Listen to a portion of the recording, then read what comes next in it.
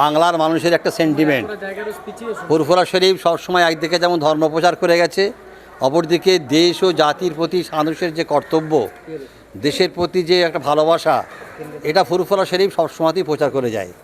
তাই আজ ফুরফুরা শরীফের একাধিক পীরজাদের উপস্থিতিতে বাংলার বিভিন্ন সংগঠন যারা এ রাজ্যের শান্তি শৃঙ্খলা বজায় রাখার ক্ষেত্রে, দেশের গণতন্ত্র সংবিধানকে বজায় রাখার ক্ষেত্রে লড়াই করে আসছে, তারা সকলেই আজ একত্রিত হয়ে ফুরফুরা শরীফের যে আলোচনা হলো যে ওয়াকফের কালা কানুনকে বাতিলের জন্য সারা রাজ্য জুড়ে যে সমাবেশ চলছে, শান্তি শৃঙ্খলা বজায় রেখে আগামী দিনেও এই শান্তি শৃঙ্খলা বজায় রেখে এই সমাবেশ কন্টিনিউ করতে হবে। দ্বিতীয়ত, ব্রিগেড সভা যে 26 তারিখে ছিল কোনো আইনি জটিলতার কারণে স্থগিত হয়ে গেছে, পুনরায় যাতে ব্রিগেডের সভা করা যায় তার জন্য সমস্ত রকম প্রক্রিয়া করার সিদ্ধান্ত নেওয়া হলো।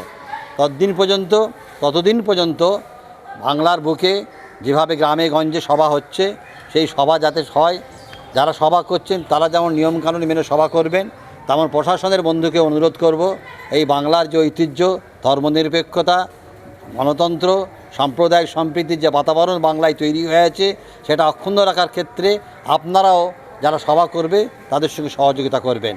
আজ ফুরফুরা থেকে এটাই বার্তা হলো যে যতদিন পর্যন্ত ওয়াকফের কালা কানুন বাতিল না হচ্ছে, ভারতবর্ষের এই 30 কোটি মানুষের সাথে পশ্চিমবাংলার 3.5 কোটি মুসলিম সম্প্রদায় সহ বিভিন্ন ধর্মের, বিভিন্ন বর্ণের, বিভিন্ন মতের মানুষকেও আমরা বারবার আহ্বান জানাচ্ছি যে আন্দোলন মুসলমানদের শুধু অস্তিত্ব বাঁচানোর আন্দোলন নয়, মুসলমানদের শুধু ওয়াকফ সম্পত্তি বাঁচানোর আন্দোলন নয়, এর সাথে ভারতের সংবিধান জড়িয়ে আছে, ভারতের গণতন্ত্র জড়িয়ে আছে। বিশ্বের দরবারে যে বড় আমাদের পরিচিতি সাম্প্রদায়িক সম্প্রীতির দেশ, সেই ঐতিহ্যকে রক্ষা করার দায়িত্ব ভারতবর্ষের সব মানুষকে নিতে হবে। তাই আসুন সকলে মিলে আমার বাংলাকে বাঁচাতে, দেশকে বাঁচাতে, সংবিধানকে বাঁচাতে আমরা একর সঙ্গে এগিয়ে চলি। তারা অলরেডি একক সংখ্যাগরিষ্ঠতার কারণে এক নায়কতন্ত্র রাজ তারা কায়েম করেছে সেন্ট্রাল গভর্নমেন্ট, তার এগনেস্টে আমাদের এই প্রতিবাদ সভা। এই সভা নিয়ে আমার একটা বিমতের মতো একটা জায়গা আছে, সেটা আমি শুরু থেকে বলেছি, আজও বলেছি, ভবিষ্যতের জায়গা সেটা বলবো। সেটা হলো এই বাংলার সংগঠনের অভাব নেই, বাংলায় প্রতিবাদের মানুষের অভাব নেই, কিন্তু শুধু মুসলিম সংগঠন কেন করব?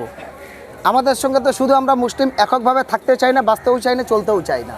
আর এটা আমার শরিয়াত শেখানি, কোরআন শেখানি, হাদিসও শেখানি।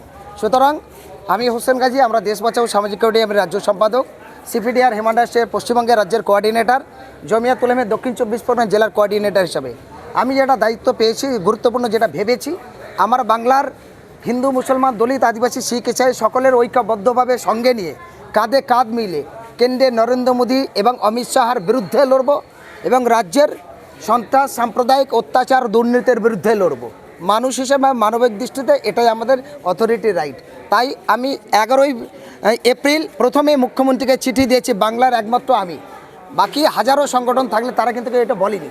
আমি চিঠি দিয়ে পরিষ্কার বলেছি মুখ্যমন্ত্রীকে এবং বিধানসভার স্পিকারকে, আপনারা প্রতারণা নাটক না করে তামিলনাড়ুর মুখ্যমন্ত্রী যদি তারা বিল পাস করতে পারে যে আমরা ওয়াকফের এই কালাকানুন আইন মানছি না, তাহলে পশ্চিমবঙ্গের এটাকে কার্যকরী হবে না কেন?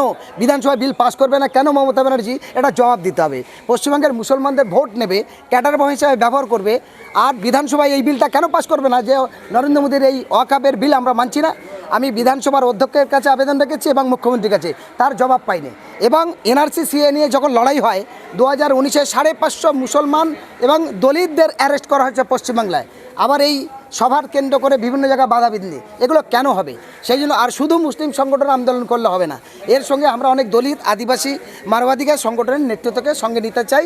এবং আমরাও চাই 15 ফেব্রুয়ারির পর কলকাতা এসপ্ল্যান্ডে একটা ধর্ণা মঞ্চ করবে, যে মঞ্চের মধ্যে হিন্দু, মুসলমান, দলিত, আদিবাসী, শিখ, ইসাই, ফুরফুরা শরীফের দরবার শরীফ থেকে শুরু করে সকলে, এবং এই যে সমস্ত পীরজাদা ভাই সাহেবরা আছে তাদের ধন্যবাদ জানাই। আরও যারা আছে তাদের সঙ্গে আলোচনা করতে হবে, তাদের সঙ্গে নিতে হবে, একসঙ্গে যৌথ আন্দোলন করতে হবে।